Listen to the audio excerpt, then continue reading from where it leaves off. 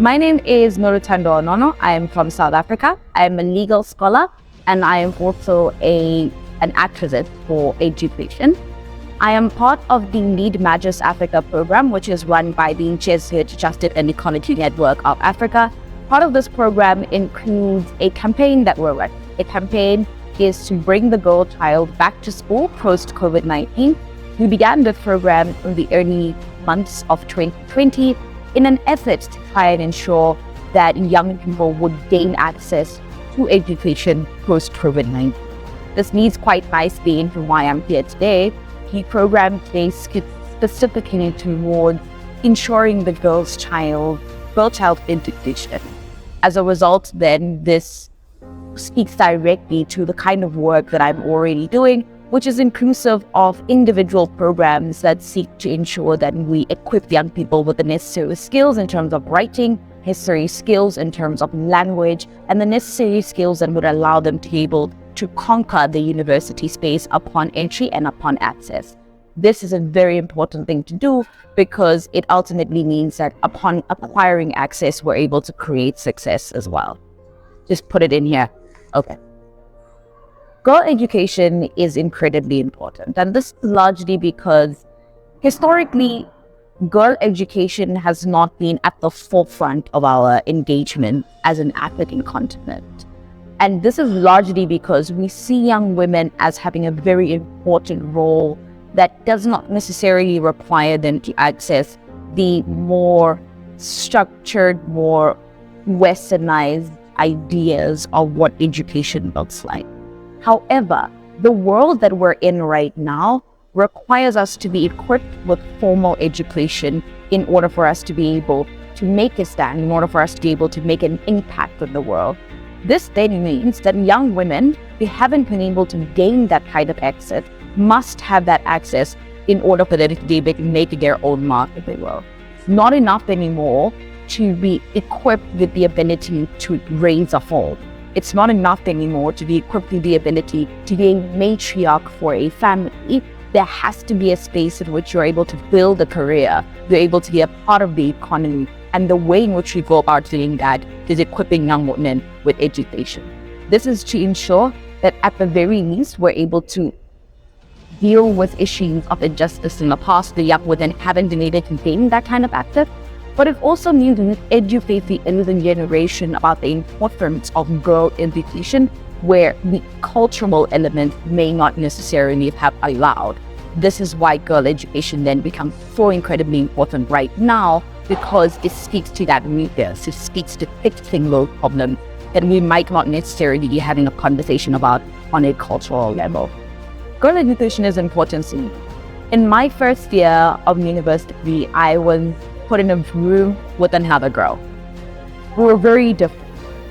She, a young South African from a rural area in the Eastern Cape, did not have the kind of access to information, to gadgets, to all the different things that ultimately make you ready for university that I had gotten from primary school level. This meant that the disparities between the two of us were very clear from the very onset. Luckily for us, we were in the same class, which meant I was able to come back from a lesson, have a conversation with her, try and teach what I had learned in my home language for her understanding, help her learn how to use a computer and all of these other things. Not everyone has that kind of access in terms of somebody who's going to be willing to assist in the moment, who's going to be willing to take the time outside of their busy schedule to try and help out the next person. I think it to some degree could link quite nicely to how a significant portion of young people don't even get to university because of early teenage pregnancies and things like potentially being married or and then it could just access in general in terms of what is the natural progression of someone's life.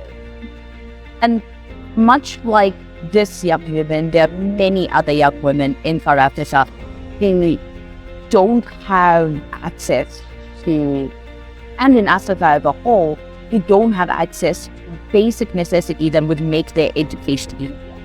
This is because young women end up having children at a very young age. And this could be as a result of not knowing the implications of what they're doing, but it could also be as a result of rape and many other problems that result from cultural practices that don't necessarily take their best interests into account. Secondarily to that though, it's also inclusive of the many children who have been made orphaned by the HIV and AIDS pandemic, and as well as COVID-19. That then means that they don't have the necessary support to determine what their destiny be in terms of education. That needs action. And it's in gatherings like this one that we begin to make that call of action and begin to create ways and plans in which we can begin to impact the small spaces that we're in for a greater, larger impact. Okay? Bakita's Partnership for Education has ultimately become an important player in the conversation around the girl child and her education. In partnership with the Jesuit Justice and Ecology Network, I have been able to access a greater level of understanding of what the mission is that Bakita has and how that mission is something that we're able to build on a continental and ultimately on a global level. It is the importance of understanding the plight of young women, therefore creating advocacy around the issues that they face in trying to get education, creating communities and communication spaces that build the necessary networks that will allow us the ability to create impact through advocating towards policymakers, creating spaces where young women can engage as well on the issues that affect them, listening, and ultimately being able to create spaces of action together as a collective through networking, through collaboration. Education of the girl child is so incredibly important. It is something that needs to span the world in terms of that conversation, but also in terms of action. It is with organizations like Bakita Partnership for Education that we're able to start building a clear directive for how it is that we need to act in relation to the girl child. It is important then that we get the necessary information about these kinds of organizations, that we become a part of the network that these organizations build, that we do our very best to ensure that there is support for Bakita Partnership for Education, along with all other organizations that do the work that they do. It is in building collaboration, it is in accessing a network, it is in acting together that we're able to make the greatest impact. Yeah.